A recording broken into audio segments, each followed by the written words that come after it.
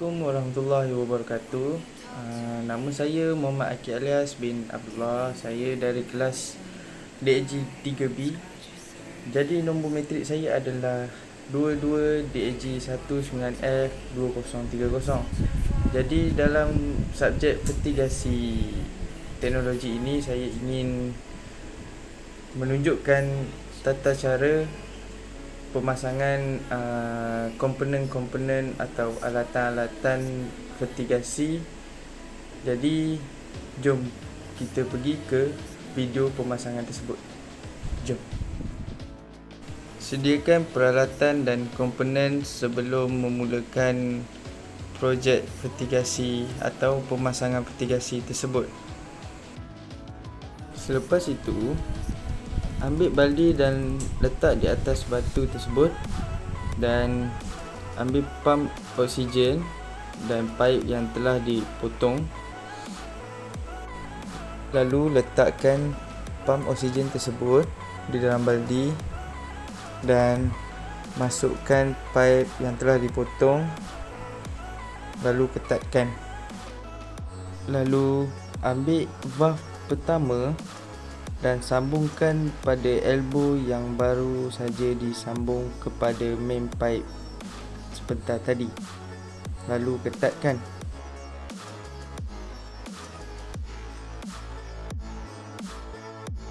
Lalu ambil elbow yang telah disambung ke pipe dan sambungkan pada valve dan pipe yang baru saja disambung tadi. Lalu ketatkan. Ambil penyambung T ataupun T-joint, lalu sambungkan kepada pipe yang baru saja disambung tadi. Lalu ketatkan supaya air tidak bocor ataupun melimpah keluar.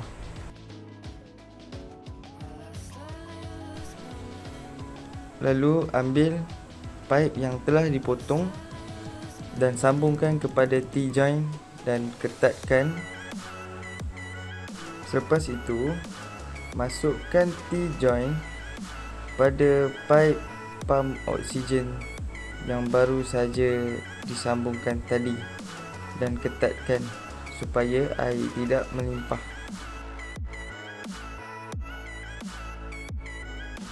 Lalu, ambil valve kedua dan sambungkan kepada pipe yang baru saja disambung.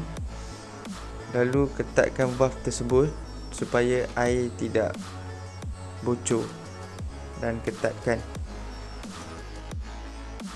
Dan ini hasilnya selepas pemasangan pipe dan komponen di tong air. Selepas itu, ambil elbow lalu ketatkan pada pipe yang telah dipotong dan ambil elbow kedua lalu ketatkan pada pipe yang baru saja dipotong tadi. Lalu letakkan pipe itu di bawah dan sambungkan pipe tersebut pada main pipe kedua beserta elbow yang kita pasang tadi. Lalu ulangi kerja yang sama pada main pipe yang pertama. Lalu ketatkan kedua-dua pipe tersebut.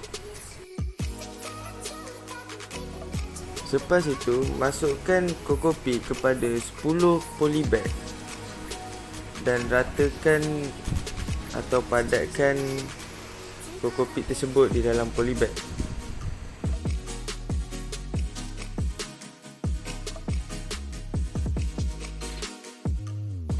Setelah siap memasukkan kokopit ke dalam 10 polybag, lalu letakkan di tempat ataupun di atas batu bata.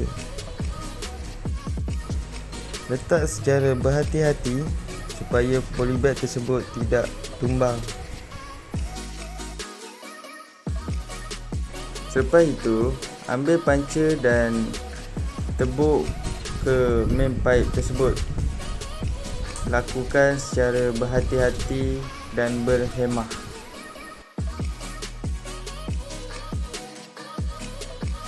Setelah itu, masukkan tube dripper ke dalam pipe yang telah ditebuk dan masukkan dripper ke dalam polybag.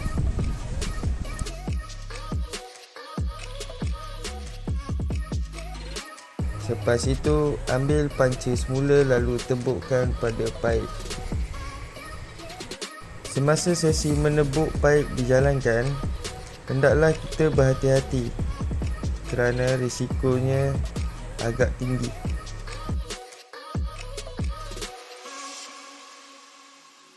Selepas sesi menebuk selesai, masukkan tube dripper pada paip yang baru saja ditebuk tadi. Lalu masukkan dripper pada polybag yang terakhir. Selepas itu, masukkan end cap ke hujung paip bagi memastikan tiada kebocoran atau air terkeluar pada paip tersebut dan ketatkan. Lalu, pasangkan timer pada extension plug. Pastikan timer itu telah disetkan masanya.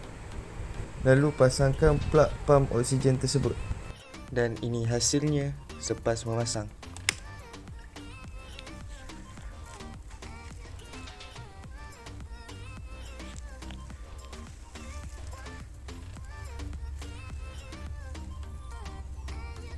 Ada sedikit air titisan. Okey.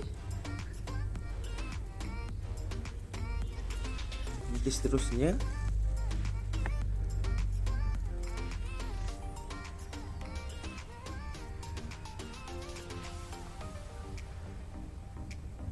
ada titisan juga. Seterusnya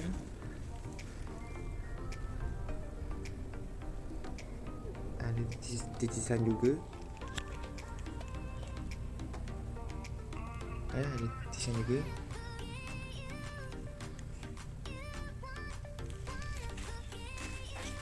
Yang ketujuh ada juga.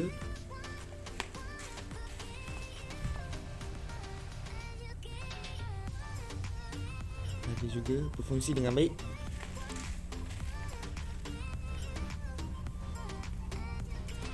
Berfungsi dengan baik.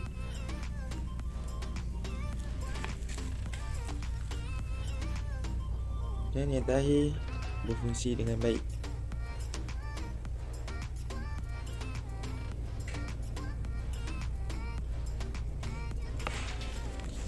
Dan itu saja.